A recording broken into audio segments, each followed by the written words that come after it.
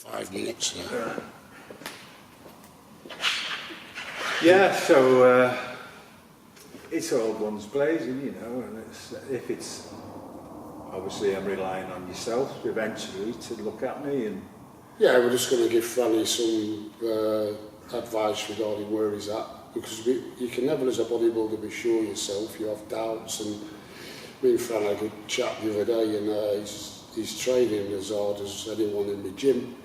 He's here all the time. He's what you call dedicated 100% nowadays.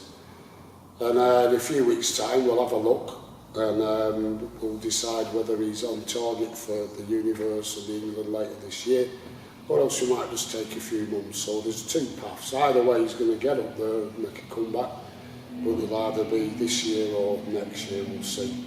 Because Fanny wants to compete, he wants to be ultra competitive and fulfil that win. He's not just doing it to say hello and put his face on stage. No. Competitive spirit, isn't it?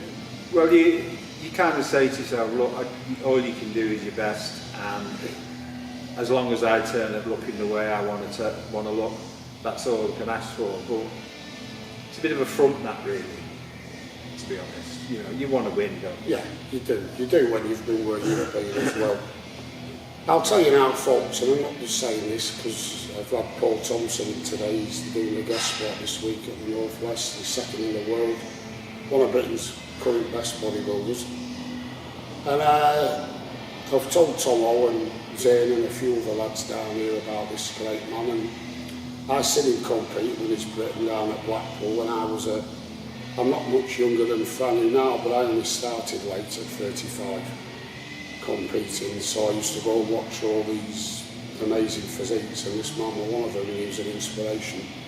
But now that he's come back, and this story should be an inspiration for you folks. I understand I've suffered from depression, I still do to a degree, and anxiety. And I lived, with my father who suffered from severe depression, and obviously he was an alcoholic. He was a great man, but it took hold of him, and that's that. But, so when you see someone coming back from adversity, and seeing someone who I consider a legend in British bodybuilding, even though it's all these years, 25 years we say, it's inspirational, and that's why this is part one.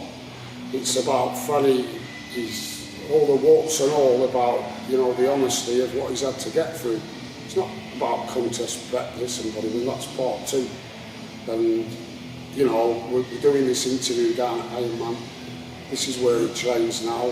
And it'd be nice if it motivates some people who have been in a similar situation. Well, it will, Franny. I mean, Franny's mentioned about he's getting the website set up. He's got a lot to give folks, you see. Not these fake people, but he's a real guy, been through life's turmoils. He's on the comeback, and he's dedicated again. He's got his life in order.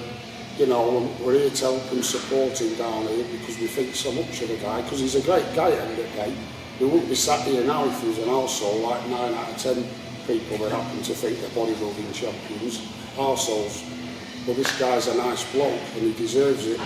And you've had quite a response, haven't you, from your Facebook and your website, and he's overwhelmed, you know what I mean, because he's an humble man. Just tell him about some things you've had said.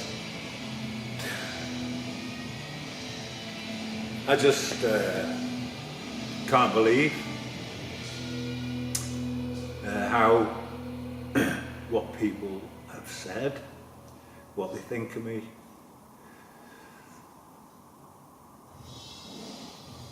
It's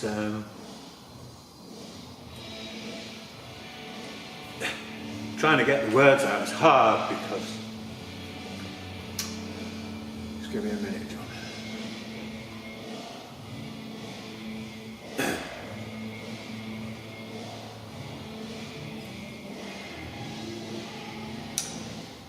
You live your life as a recluse because you don't like yourself very much because of the things that you've done in life. And social media for me has been really good because of people who've been so supportive. and the comments I've had have been fantastic. You know, I've had the occasional idiot like you get, you know all about that. Yeah. But the support has been absolutely brilliant, and I'm really pleased that some people are being motivated themselves by what I've got to say, you know. I've started doing this online coaching thing, and funny enough, mostly women are really motivated by what I have to say to them, you know. Yeah. And being honest with them. They love you being honest. Yeah. You know, and I tell them the story, and look, I was a drunk, for God's sake. You know. I mean, I'm thinking that there's a girl in America. It took me 2 weeks together to stand on the scales. Yeah. Because she didn't want to know the number on the scales. Yeah, she was scared to weigh something. You know, and I said to her, what did I say to her? I used something that I was frightened of.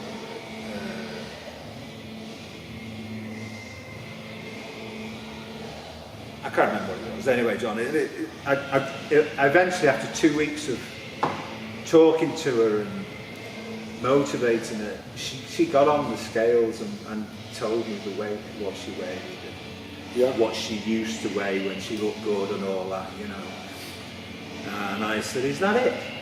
Yeah. Was it like 20 I was expecting 400 pounds.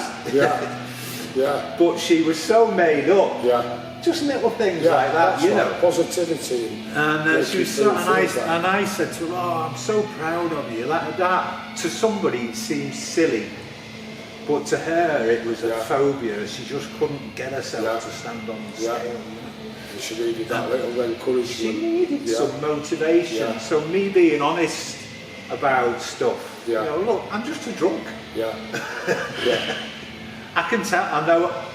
I know calories and carbs and proteins and fats and sets and reps like the back of my hand.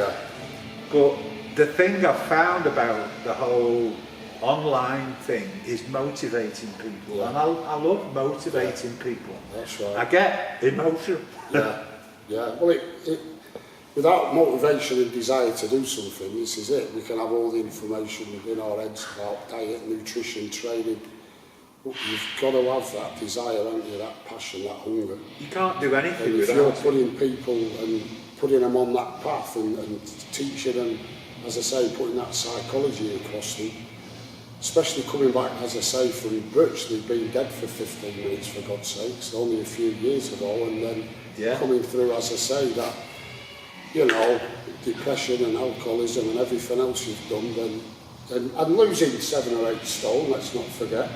You know, some of you people out there, you've got maybe a couple of stone.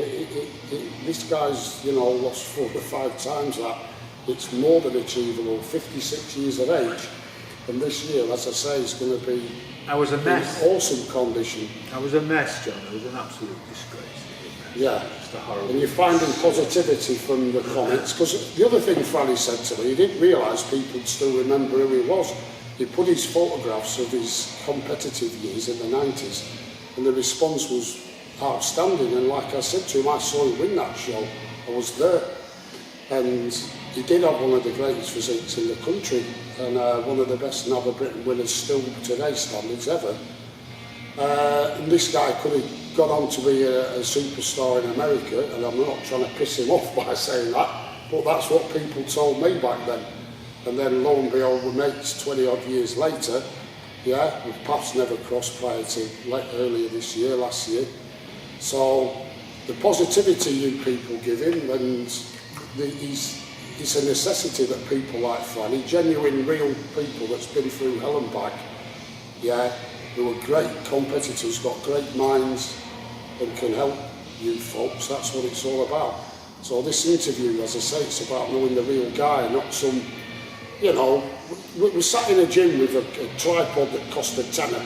You know, we've not rehearsed any of this. It took us an hour to set up with no lighting or anything. You know, this is just real.